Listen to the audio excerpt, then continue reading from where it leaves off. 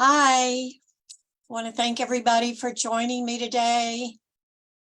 Very exciting to be on Facebook Live with LSU Press. I know that we're letting 2 minutes go by in case some people are a little late joining in. I thought I'd use the 2 minutes to talk about a question I'm frequently asked, which is what book of Ernest Gaines would you recommend that I read to start out if I haven't read anything else by Ernest Gaines? So I want to recommend this book. It's his book of short stories called Bloodline, 5, in my opinion, masterworks. And I think it's a very good introduction to his work. Anyway, that question may come up again later, but just wanted to mention that. That was my introduction to him, was through one of his short stories. And so I highly recommend the, okay.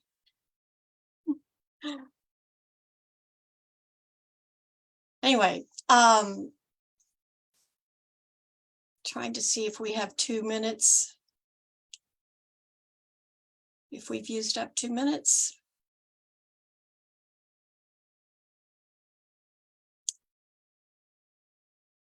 At any rate, I kind of wanted to divide this into sections.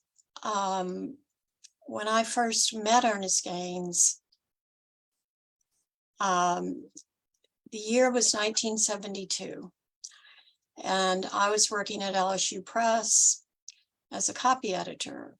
And the press then was located in Hill Library on the campus, right near Allen Hall, and the editors worked upstairs.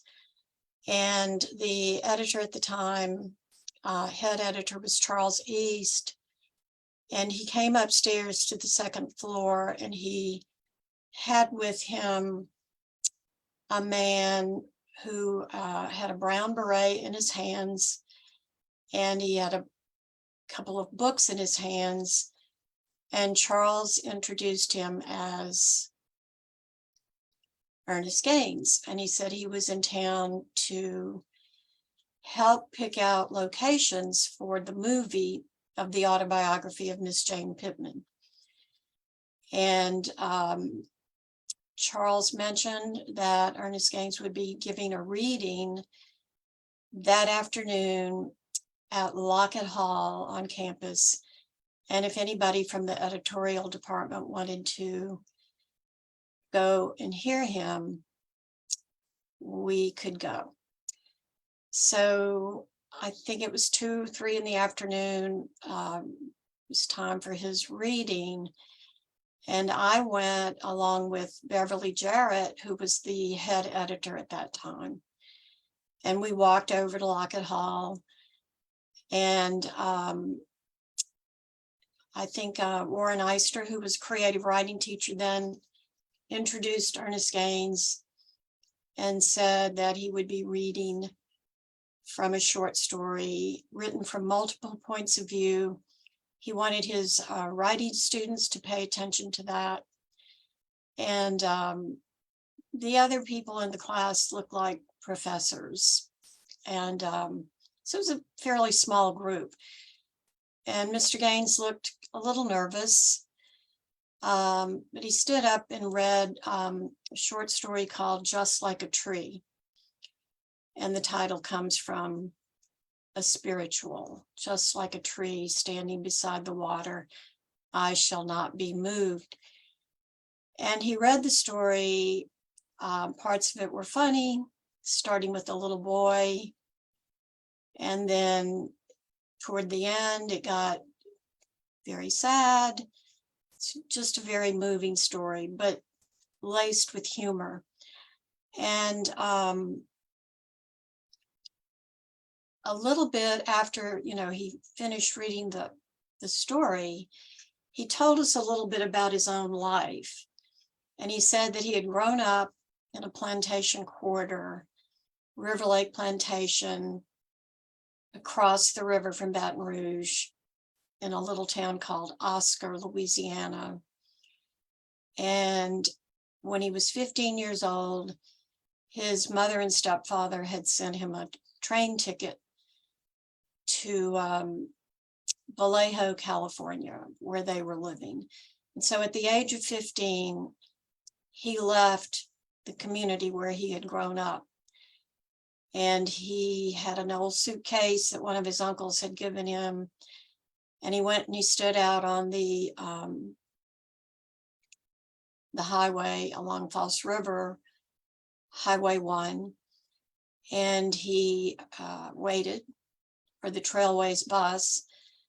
And when he saw the bus coming, he pulled out a handkerchief and waved his handkerchief, and the bus stopped.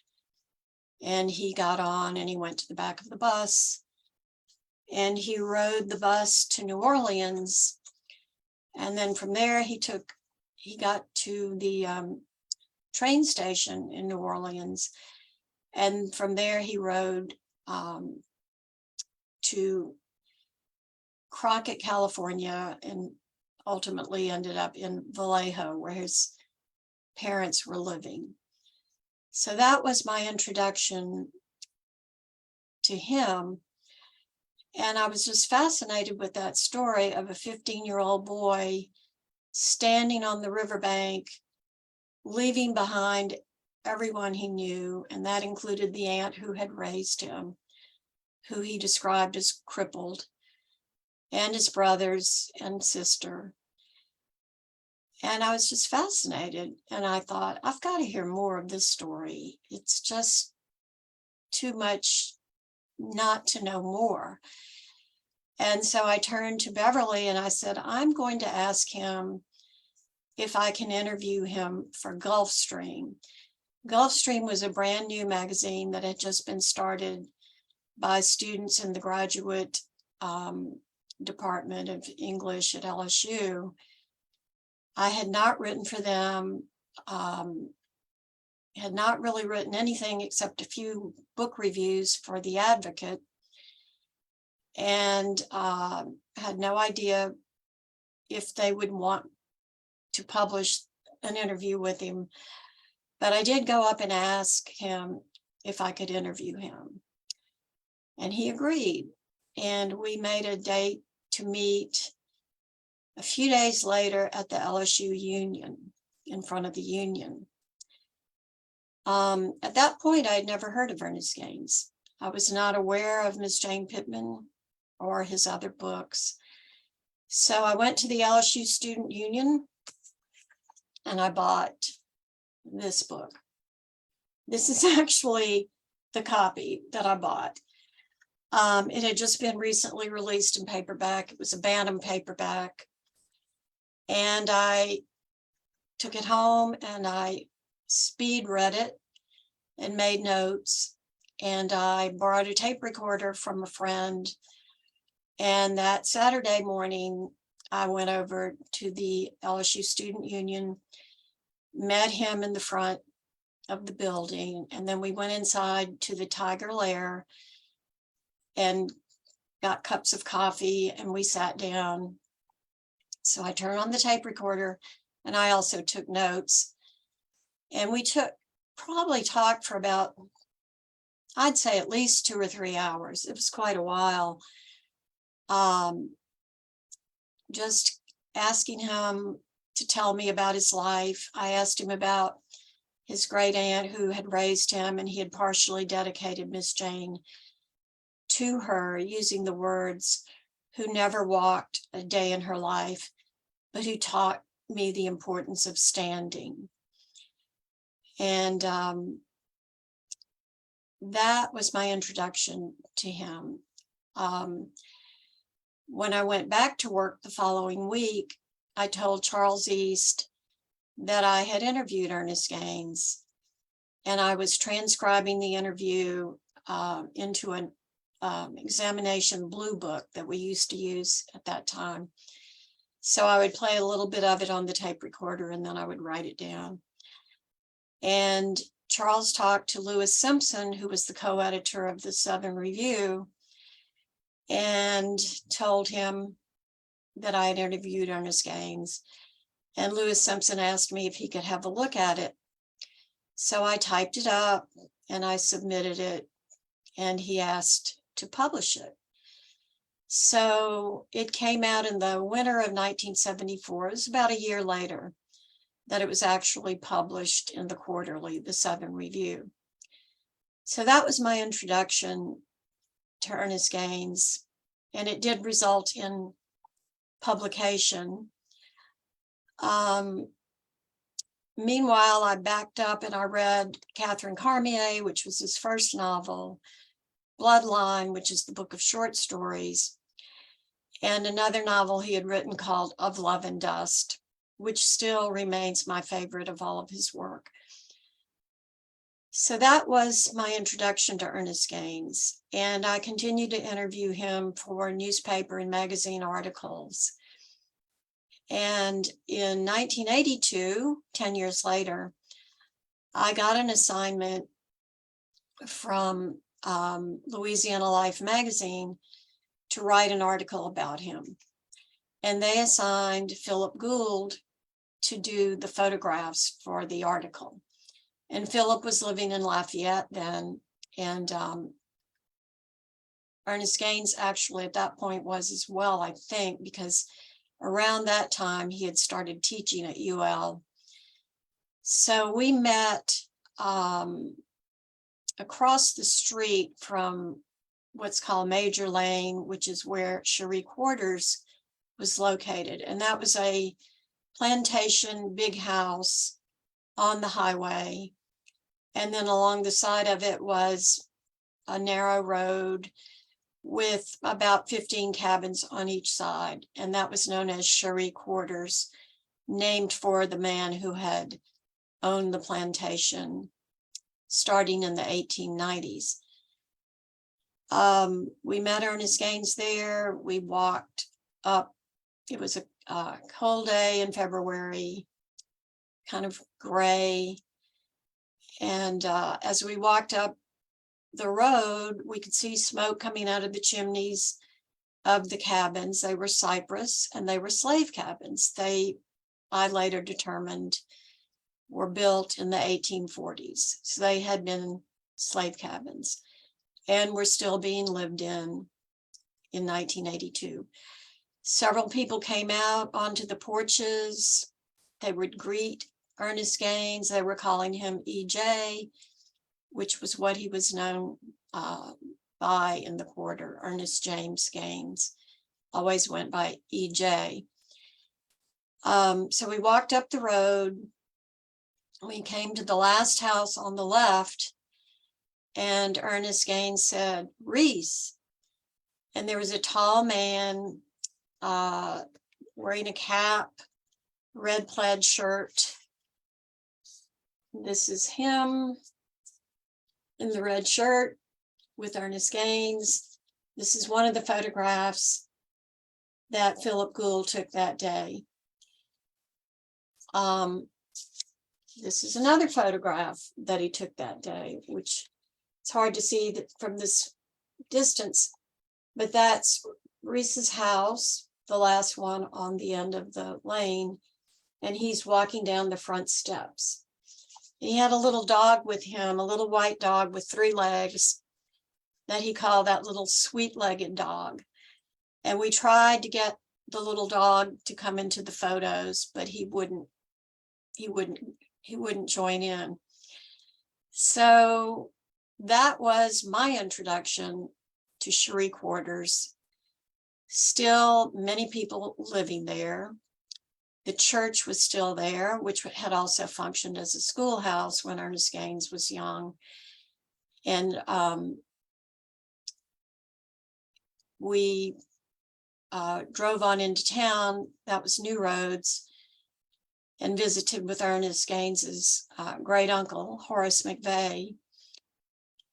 And then later I wrote the article for Louisiana Life, and that appeared shortly after that.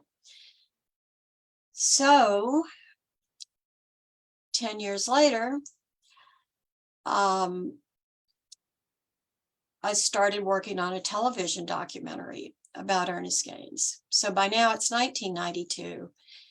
And I had gone to Rick Smith at Louisiana Public Broadcasting and asked him if he was interested in doing a television documentary about Ernest Gaines. Rick had worked there for quite some time. He had worked on the Earl Long documentary, and we would meet for coffee once in a while and discuss it. And then I think it was 1989, Ernest Gaines was named Humanist of the Year by the Louisiana Endowment for the Humanities. And so we decided it's time to get serious. Let's do this. So we started working on it. We got professors together. We got Richard Yarborough from UCLA. We got Pat Rickles, who taught at UL and actually became good friends with Ernest Gaines, and various other people to kind of give us some idea. One of them was Lewis Simpson. What should be brought out about his work in the documentary.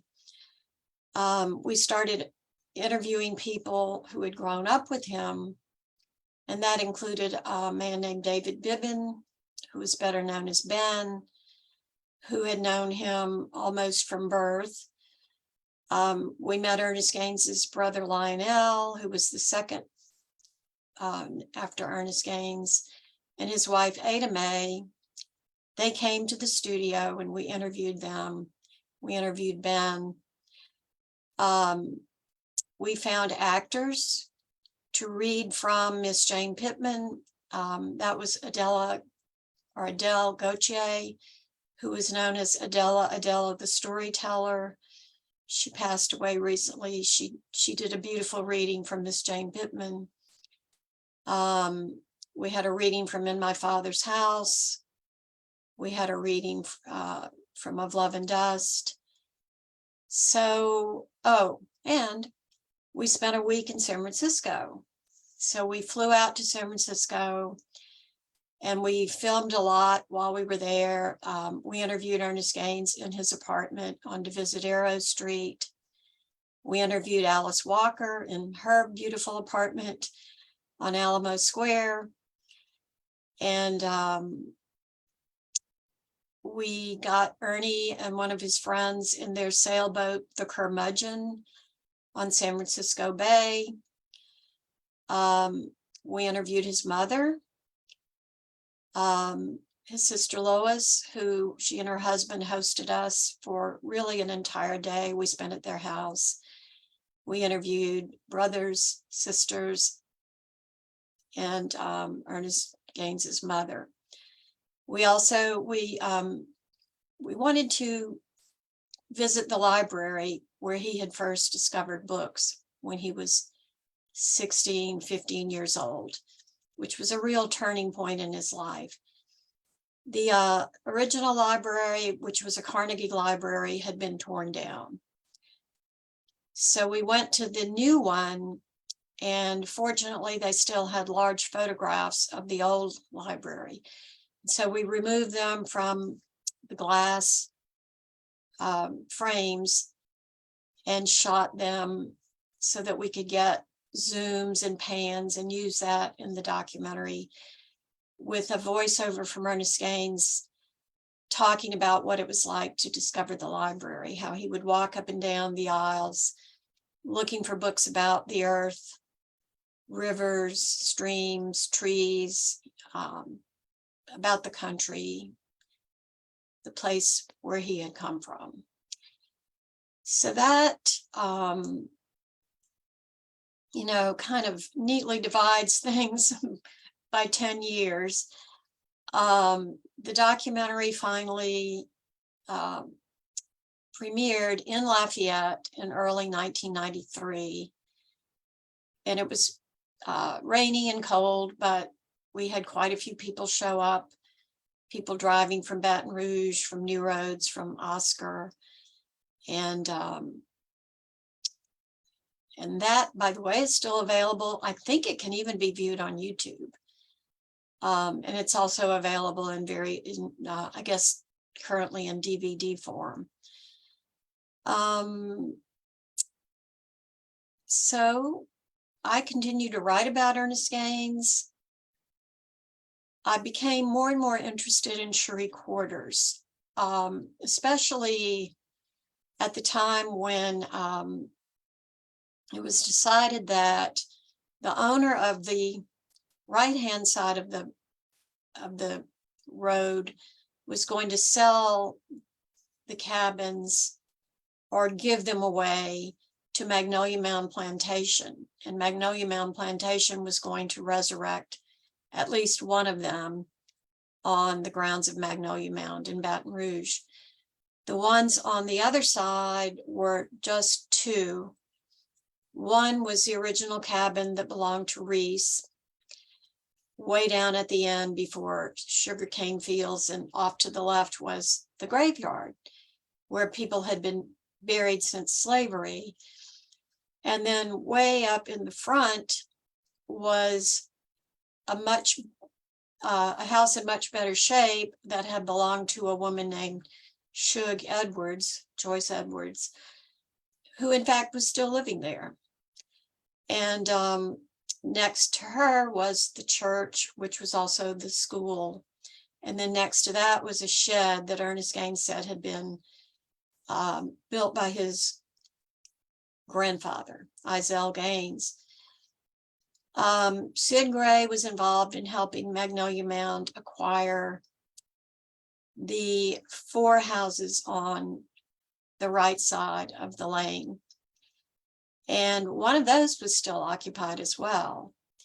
A woman named Carrie Abear was living there, and a man named Willie Aaron was on the other side of this double cabin.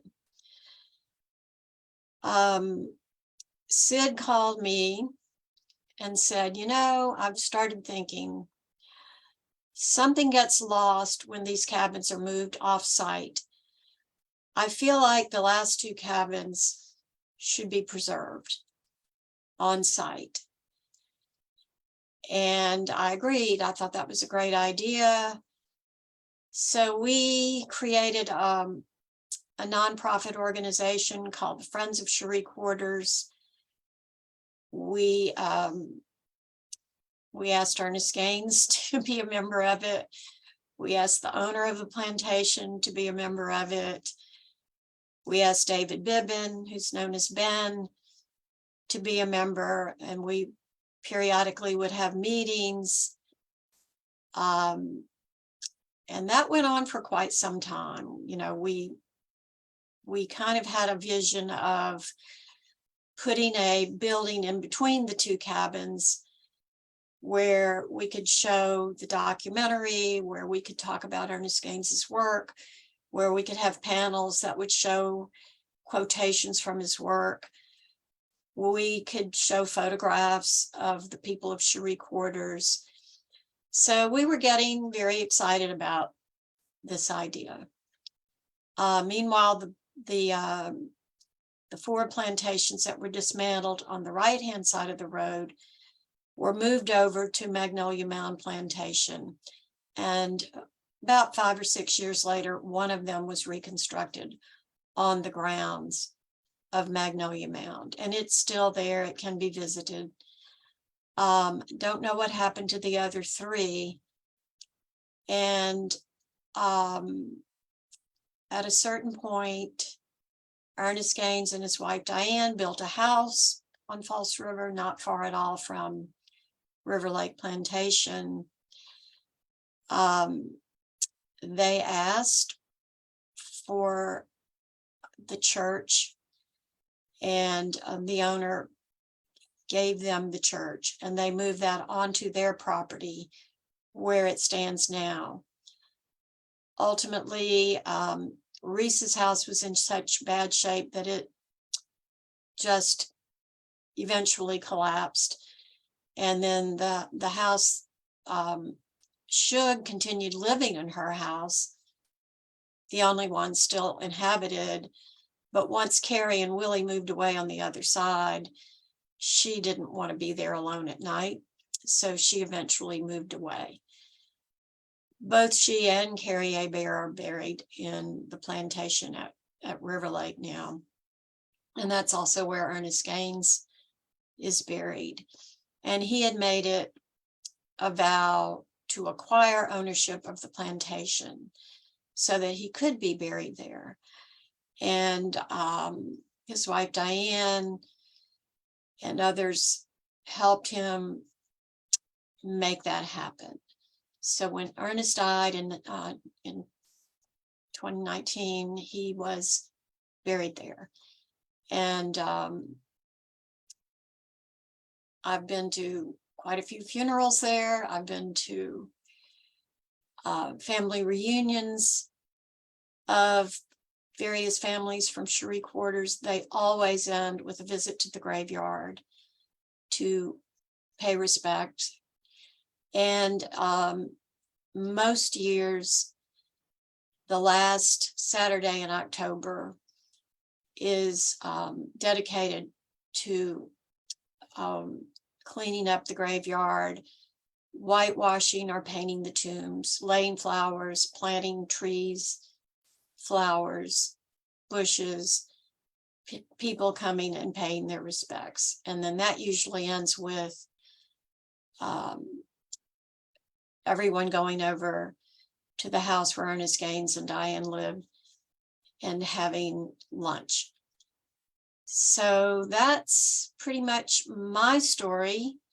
My book covers, it's kind of a three-part thing. I talk about his life, his work, which I still think is absolutely amazing.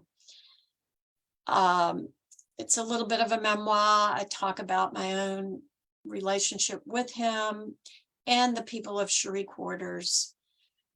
And then, you know, it's basically like a social history.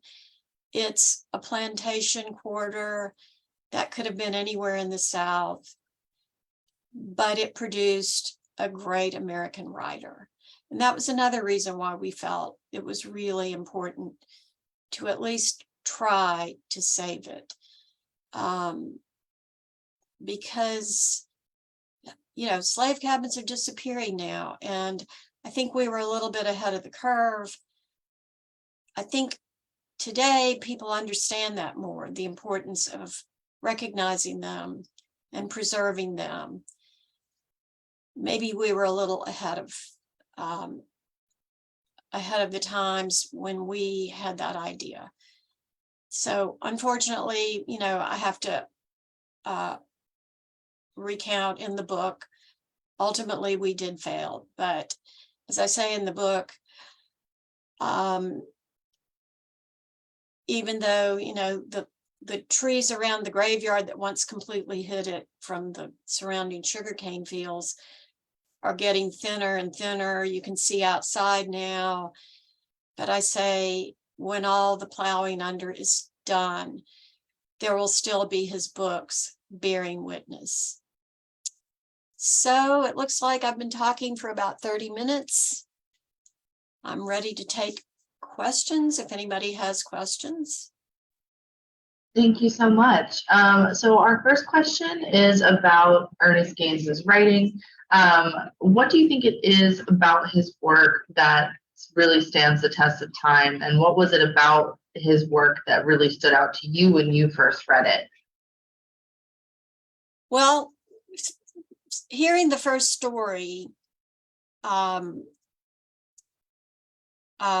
just like a tree, told from multiple points of view, he just has such a great feel for people. And you see the same thing in A Gathering of Old Men, which is also told from multiple points of view, where he, you know, he can go from that little boy, Chucky or Snookum, and then he can go to an old white lady. or an old white man or an old black lady. And you just feel that each one of these people is real. Or the Sheriff Mapes in A Gathering of Old Men. The humanity, I think, is what really comes through. That he just has a feeling for people. And he also listens really well. The dialogue, I think, is fabulous. In fact, he's been quoted as saying that if he had gone to Chicago instead of San Francisco, he probably would have ended up becoming a playwright instead of a novelist. And he said that people have told him that, you know, what really stands out is the dialogue. And I agree with that. And I also think the humor is wonderful, because no matter how moving any one of the stories is, there's also humor. And it's almost seamless. You know, you can almost be laughing and crying at the same time. Thank you so much. Just in that vein, I think you mentioned that Of Love and Dust is your favorite of his books, right? I think maybe there's at least 3 or 4 other works by him that are a little better known by folks, right? So for people that maybe haven't read that one, can you talk about why that's one of your favorite works by him and what makes that special for you? Yeah. So that was the second novel. It came out in 1964. Or 67. Catherine Cormier came out in 64. It's set in a plantation quarter in the 40s, which would have been the time, you know, when Ernest Gaines was living there, leaving in 1948. And the character who narrates the story is named Jim Kelly. And it's a story about a young man who kills somebody in a knife fight at a nightclub. And there are 2 options, according to Ernest Gaines. You can either go to Angola prison, which nobody wanted anybody to go to because they were afraid they'd never come out. Or if they did come out, they'd never be the same again. Or you could be bonded out and you could work off your time on the plantation. So the young man who is bonded out to the plantation, Marcus, Ernest Gaines said at one point that he modeled him partly after Muhammad Ali. And he also modeled him partly after a man named Lionel Rowan, whom he had known at Cherie Quarters. Marcus is a great ladies' man in his own mind. He wears silk shirts and dress pants and hard-soled shoes to pull corn. He has to pull corn and throw it into the wagon while the wagon, you know, drives up the row, and he's pulling corn. And, you know, he's not dressed for the occasion. He's still wearing his fancy clothes from hanging out in clubs. And he's assigned to live with Jim Kelly on the other side of the double house that Jim Kelly lives in. And Jim Kelly tries to befriend him. You know, he gives him khakis to wear and a straw hat to wear. And he says, you know, I'm not wearing those slave clothes. And eventually, the overseer of the plantation is a white man named Sidney Bombaugh, and he's in love with a young woman of color, Pauline. In fact, they have 2 children together. They have twins, Willie and Billy. And Bombaugh is married to a white woman, and they have a little girl.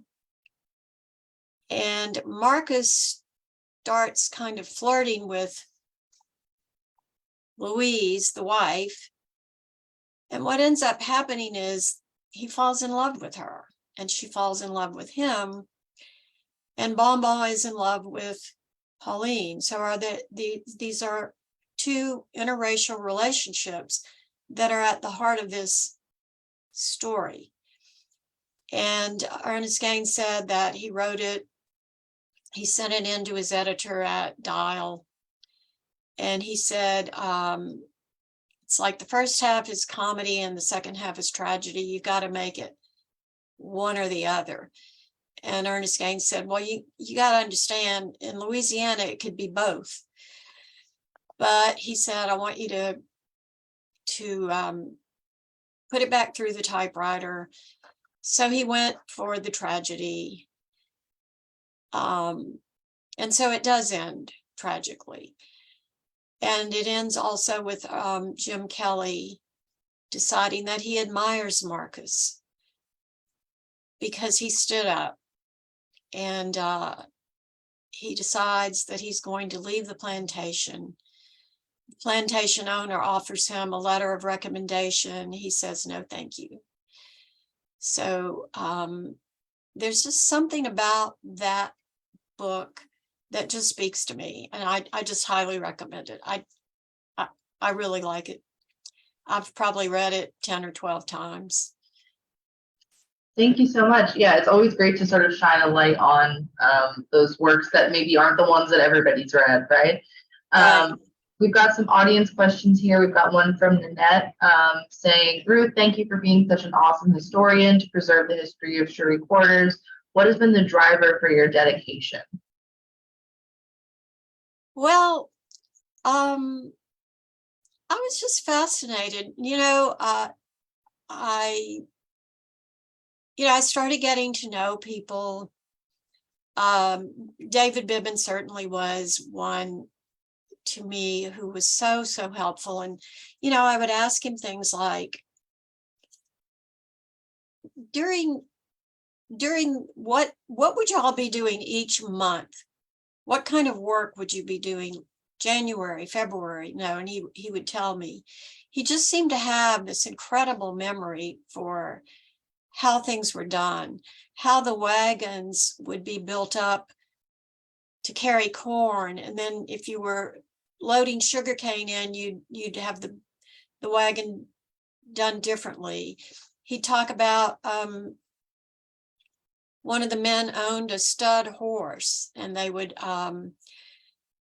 have matings of the horses in the graveyard, where at that time you couldn't see because it was completely surrounded by trees.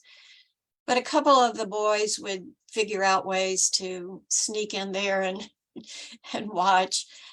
He would tell me about, catching a huge turtle and hauling it home with his horse, and then, having to chop the head off, and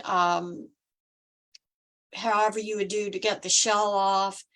And then they would cook it. He'd talk about going hunting for possums, raccoons, fishing in the river. They'd send us out to fish and say, go catch supper. He just seemed to have this incredible detailed memory for what life was like there. And the other thing that really came through strongly to me was something mentioned by more than one person: the love that you found in that community. They, if your mother was sick, the neighbors would come and take care of her. There was always a communal feeling that sort of bonded people together. And I one of the exciting things that I learned about was as people started leaving Cherie Quarters, they moved to to Baton Rouge. And the family that Ernest Gaines stayed with, when he was writing Catherine Cormier, he decided he needed to come spend some time in Louisiana. He'd been gone now for 15 years, since he was 15 years old. He was almost 30. And he decided to come, and he stayed with George and Mamie Williams, who had a house on Louise Street in what we call the Bottom, that area north of LSU. And people would move in and stay until they could get a job, save some money, get a house of their own, and move out. And Sam Bibbins, who's Ben's brother, who now lives in San Francisco, he stayed with them for a couple of years. And he said, we called it the Underground Railroad. That's where you would go to transition from the country to the city. And so every morning, Ernest Gaines, they gave him a room of his own. He had his typewriter. Little Joe Williams was still living there. He was going to McKinley High School. He'd set off for school. George would go to work at copolymer plant. Mamie worked as a cook at the school for the deaf. And Ben had a couple of jobs, one at a drugstore, one at a health club. Ernest Brooks would deliver groceries by bicycle. Everybody would go out, and then around 3 PM, they'd start showing back up. And Ernest Gaines would stop working. Mamie would cook supper. They'd all eat together. They'd watch TV. And as Ben said, we had so much fun in that house. And what I loved was the community fell apart in one way, but in another way, it still was together. These people were still looking out for each other, staying in touch, having family reunions. Some people would come in from Seattle for family reunions. So that really impressed me about the community too. Thank you so much. Next, we have a question from Vera. I'm not sure if this is a topic that's covered in the book, so if it's something that you don't want to get into, that's fine. But the question is, in regard to that story about an interracial relationship in On Love and Dust, do you think that that was based on Ernest Gaines's own experiences? And do you know, and this question said with the Quarters, but I'm not sure if that would be in the Quarters or elsewhere. And do you know more about that? Well, I do write in the book about, he had just published, I think, Of Love and Dust in 1964. And he had a job where he was working, I think he was doing some kind of polling and that's when he met a woman named Linda Lawrence. And she was a white woman with a young daughter. And they were working together. And from that experience, they developed a relationship that would last for about 16 years. So he was involved in a relationship with her and her daughter, who thought of him as her father or a stepfather, for 15, 16 years. Whether that, he had already written that book by the time he met Linda. I think he had another book coming out the following year, and that was Bloodline, the one I showed y'all earlier, which was the book of short stories. And her name is mentioned in magazine articles or newspaper articles. There would be a book signing party for Bloodline. She was at the party. So she was part of his life, and her daughter also was. Thank you. Our next question is about what it's like to sort of know somebody whose work you're reading. So how did it change the experience of reading and writing about Ernest Gaines, having met him in person and built an in-person relationship with him? I can't imagine personally if I admired somebody's writing, it can be stressful to even meet them and be around them, nonetheless write a whole book about them. So what was that experience like for you? What it started out as, Sid and I were doing our attempts to save the cabins. We started this group called the Friends of Cherie Quarters. We developed a slide lecture that we gave at various sites. We gave it at the state archives. We gave it at a meeting, a museum, I think it was Louisiana Association of Museums meeting in New Iberia. We gave it at Magnolia Mound Plantation at least twice. And so we had this, we were calling it Cherie Quarters, the place and the people. And Sid, being the old house expert, he was the one who determined that by examining the houses, that he dated them to the 1840s. And it had to do with the kind of hardware that was used, the hinges, the nails, and also with the way the wood was cut.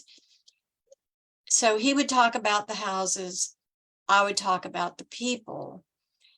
And I was applying for Louisiana Endowment for the Humanities grants so that we could do these slide lectures.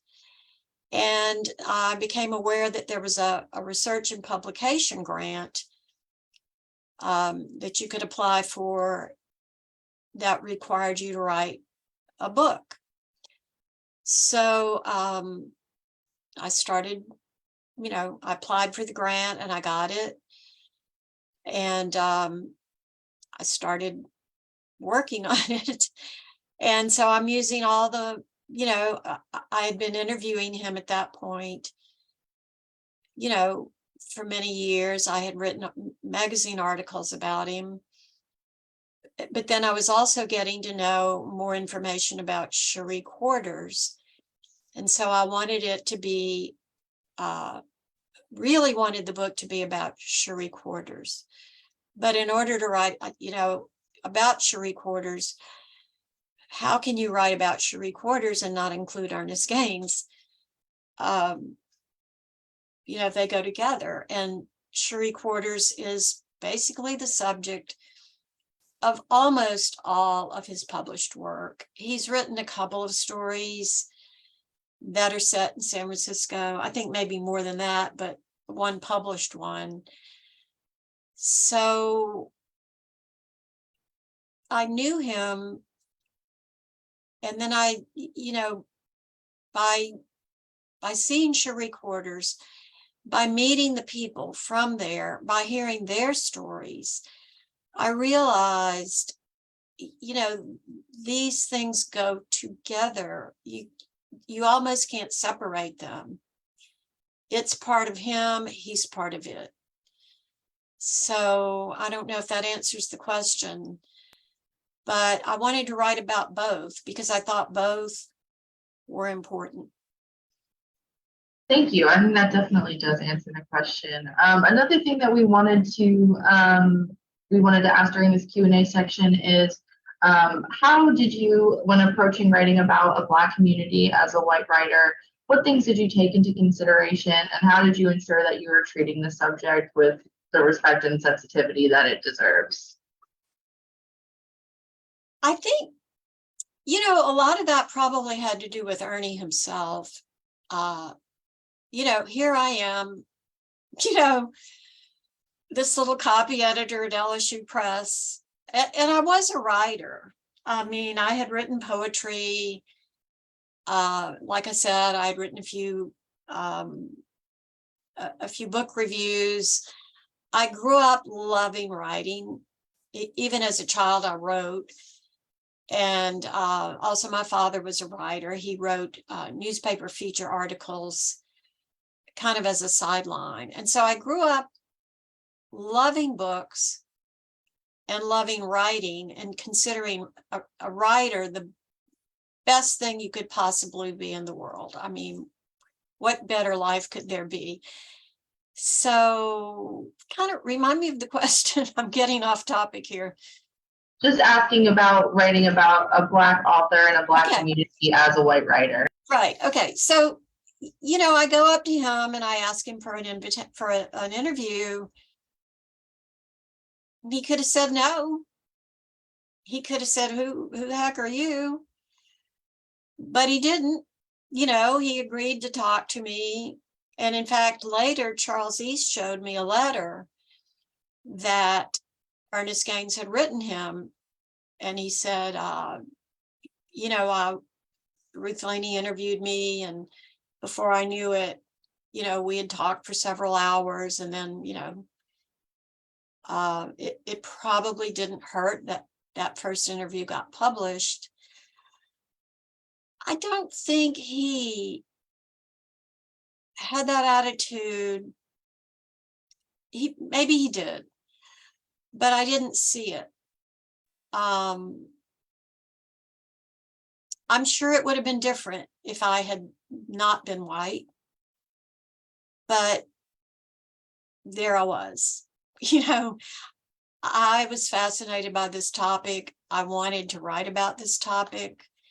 People were good enough to allow me to talk to them, to invite me to their, Barbara Overstreet was the one who primarily held the family reunions. So, I was invited. In fact, Sid and I were actually invited to give our slide lecture at one of the family reunions. So the community of people that I met were kind to me. They reached out to me. They accepted me. Or at least that's the way they made me feel. So all I can say is, anybody could have done it. It just so happened that the one who wanted to do it was me. Well, thank you so much. We are getting close to the end of the hour, so I think we can go ahead and say goodbye to the audience. Well, thank everybody for coming. I really appreciate it, and would love to hear any comments you want to leave. And I want to thank Sunny for helping me through this experience. And most of all, I want to suggest go out and read Ernest Gaines.